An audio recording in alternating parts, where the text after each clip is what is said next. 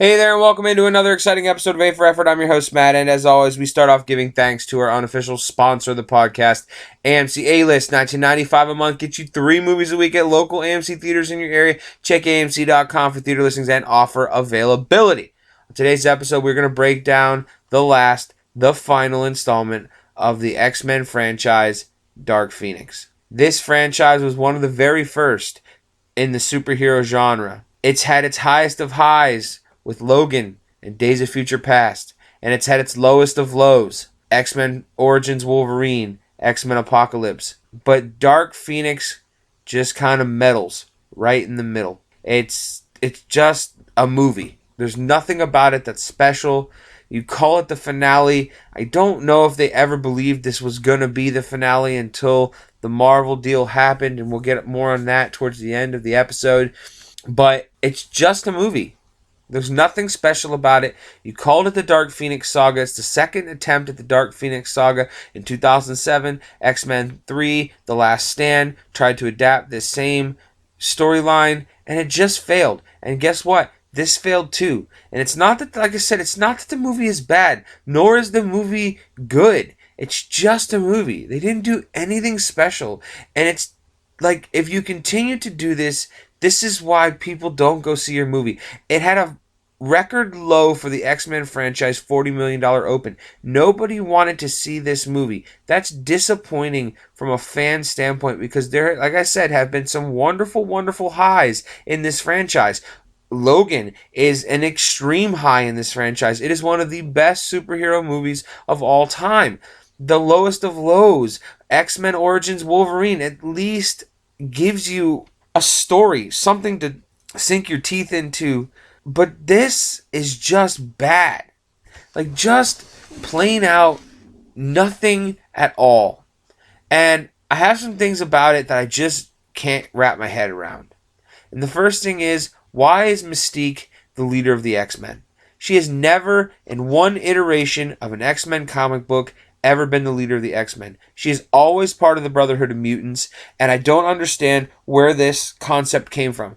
I know that you rebooted your universe, and I put air quotations up for that when they did Days of Future Past. That doesn't mean you should steer away from the core origin of the stories, of the characters themselves, of where they belong within the universe. I just can't get on board with that. I know you have Jennifer Lawrence, and I know she's a big name actress, household name, but still, she wasn't when you cast her as Mystique. Let her be Mystique, and let her do what Mystique does best, which is work with Magneto, and there's plethora of story to go off of to tell her story. My other biggest issue is Nicholas Hoult. I don't know if it's this want or need to show actors' faces or something of that nature, but like this Hulk-esque version where he can go in and out of being the Beast is just bad. He literally can't do that in the comic books, and that's one of the character's greatest attributes is that he's okay with being a mutant. He's okay with not being able to be himself. He can't transform in and out of being Beast. He is just the Beast, one of the smartest characters in the Marvel Universe. One of the things that makes me most sad about this movie is that actors like James McAvoy and Michael Fassbender, who have done a great job as Charles Xavier and Magneto, they'll never get to do it again. They'll never get to be these characters ever again. And it's a loss because they'd be great versions of these characters in the right movie. Under Marvel Studios, it would be wonderful. It would be worth your time to watch these actors portray these characters. It's just a waste. The Evan Peters, the Ty Sheridans who play Quicksilver and Cyclops are wasted by this horrible franchise. And I'd wish and wish and wish that they would get to play these characters in a actual Marvel Studios film where they put time and care into these movies. The ending was rewritten. There's talk that there was daily rewrites going on in the script. This is not how you make a good movie. It's how you make a crappy movie, to be completely honest. And that's what happened. The story of Dark Phoenix has been done before, and I don't want to see it again.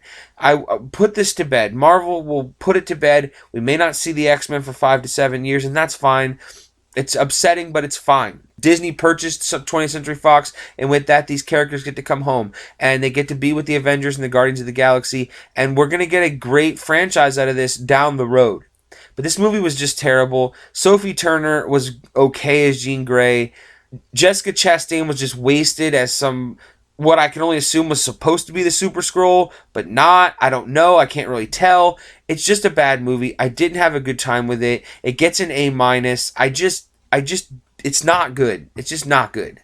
And again, I can't wait to see what Marvel does with these characters in the future, but that's 5 to 7 years down the road, I believe. So with that, I've been your host, Matt. Like, subscribe, share, comment on the YouTube channel, on Spotify, on Apple, on Google, on all platforms. We appreciate all the love. Check out the weekly podcast, The Geekly Effort, where we talk for all things comic books, movies, TV shows, anime. This week especially, we're going to be talking E3. Come back to us next time on another episode of A for Effort. We will have another quality movie review.